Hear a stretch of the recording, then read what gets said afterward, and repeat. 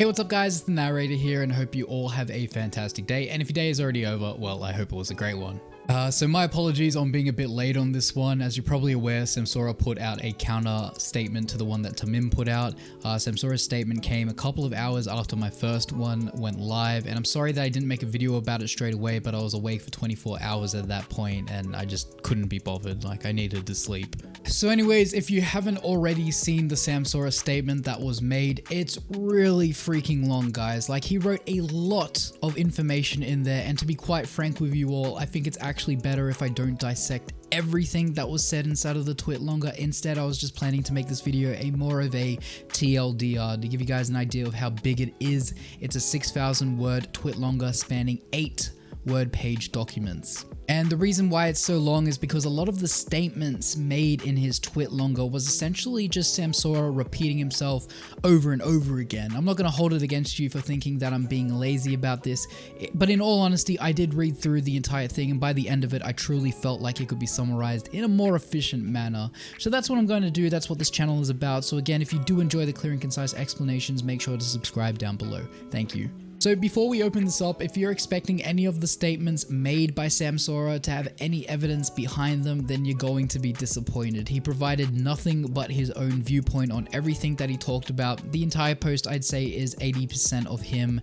going through the timeline of when Zach and Nairo engaged in misconduct to the twitlonger post exposing Nairo. And the remaining 20% is Samsora rebutting the allegations made by Tamim. So Samsora opens up the twitlonger by basically talking about how he knows Captain Zach. Supposedly they've known each other for years, and Samsora is very close with Zach's family. They used to play Smash together and travel to events with one another.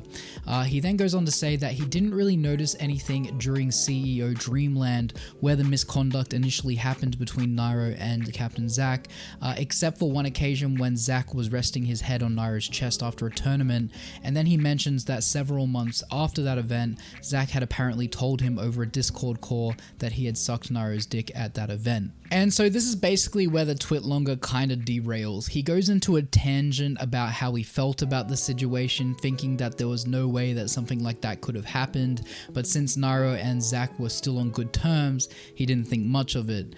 It wasn't until later, March of 2019, when Tamim came out with the information about Ally and Zach that had all resurfaced again.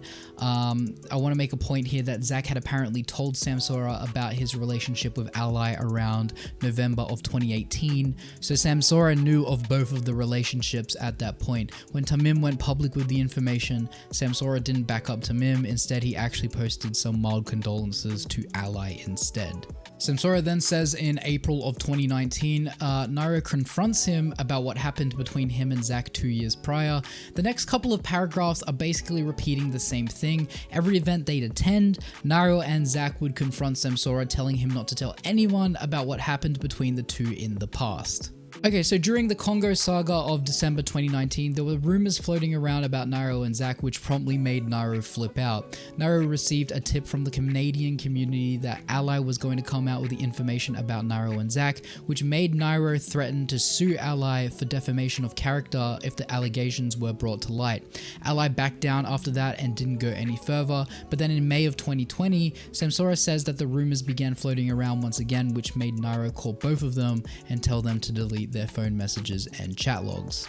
Okay, so now fast forwarding to July 1st of 2020, and this is where he talks about the fabricated tweet that Zach had posted, basically saying that it was him who made up the rumors. Samsora says that Nairo pressured Zach into making the tweet, and that made Samsora very distraught about the situation. At that point, he opened up to Zach about how he truly felt about the whole thing, saying how he felt that Zach was making no progress as a person and was constantly living a life of lies, that he was now taking the blame for Nairo's mistake. Samsora says that at this point Zach broke down and started crying and finally revealed his true feelings to him, that he never wanted to lie for Nairo, that he was tired of all the backlash and wanted the pain to stop. Okay, so this is where he starts to give a bunch of rebuttals to certain statements made in Tamim's twitlonger, which I'll go over now. So the first one was referencing the fabricated tweet that Nairo quote tweeted about. Samsora says that what Nairo said ended up hurting Zach more, and that he didn't even say to Zach what he was going to tweet. He says that the tweet painted Zach evil when it was Nairo's fault, so he felt the need to come out with the truth even more. He also debunks the supposed shouting down of Tamim when he gave his own opinion, saying that it wasn't a shutdown, it was a rebuttal. He also says that he was never complacent in the situation and always expressed concerns to Zach on why it was wrong and never right. He says that he was aware of what was happening, but he never condoned it. He also addresses the situation with Nairo, claiming that he was never envious of Nairo, but was bothered how people would compare the two all the time. He claims that he never collaborated with Nairo, but it was actually the editors of their YouTube channels who would post highlights of them playing together. Okay, so this is where the entire twitlonger turns into a full-blown he said, she said issue. Samsora claims that he never pushed Zach to make a statement, but to do what he felt was right. He says that he never weaponized the story as a means to bring down Nairo. He claims that the person pushing for the story to come out was actually Lima. Samsora says that during their Discord call, where Tamim originally claims that Samsora was pushing hard for the story to go public, that it was actually the other person, Lima, in the call saying things like, hurry up, people are going to sleep, you don't need all that information, it's enough, it's too late to release the information, you're going too slow, throughout the entire call. He also says that originally Zach messaged Samsora saying, I only care about the coin, when Samsora pressed Zach initially to make a statement, which then prompted Samsora to call him and tell him how he truly felt. To end the twitlonger, he says that he spoke to Nairo after the initial twitlonger post came out and says that Nairo told Samsora that everything said in the twitlonger posted by Zach was a lie. And supposedly the story that Tamim talked about in his twitlonger about what truly happened between Nairo and Zach was also a lie.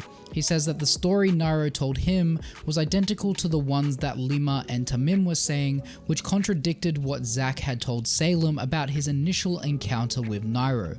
Samsora believes that Lima and Tamim didn't get their information from Zach at all, and that they instead got it from Nairo in a way to frame Zach. Samsora believes that everything Tamim said is hearsay and assumptions. And you know, the thing about this situation is, like I said, it's all he said, she said BS. There's no real evidence shown from Samsora during his entire post, and unless Zach comes out with a statement of his own or Nairo comes out with more information, then we don't really know what transpired. To give you an idea of where Lima stands though, he went live on Twitch the other day with a screen that said, I stand with Tamim, not with Zach or Samsora. So as you can imagine, it's two people against one person's voice at this point. With that being said, if you have any questions, then leave them in the comments below, and I'll try my best to get back to you guys. Thank you.